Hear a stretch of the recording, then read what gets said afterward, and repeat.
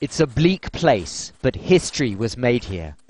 It was 1999, Yugoslavia under attack from NATO, when Zoltan Dani became the only person to have ever shot down a stealth bomber plane.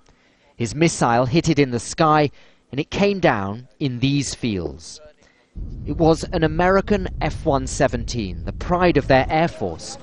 Excited villagers could scarcely believe it. For Serbia, a moment of triumph amidst years of humiliation and retreat. Zoltan had used radar to see a plane designed to be invisible. Afterwards, he says, 3 countries offered money for his expertise.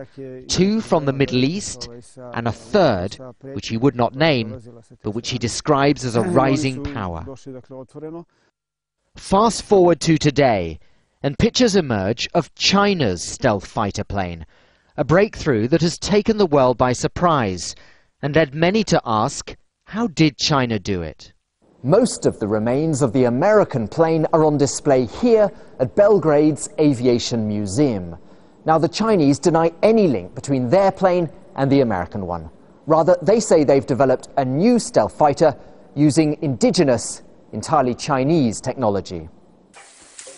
We met a farmer who lives near where the American plane was shot down.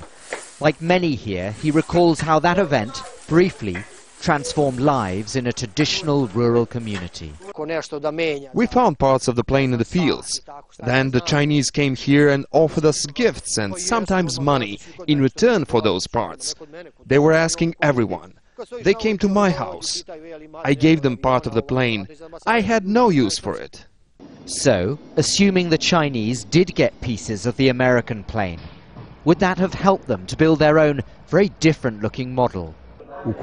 Anyone who had access to the surface of the aircraft could learn about the special coating that makes it almost invisible to radar. So if they had parts of the F-117, that would have been a big advantage to developing their own stealth aircraft. It's an intriguing story, and we'll probably never know the whole truth. Whether the Chinese really did rely on help from a small Serbian village to build a very modern plane. Barnaby Phillips, Al Jazeera in northern Serbia.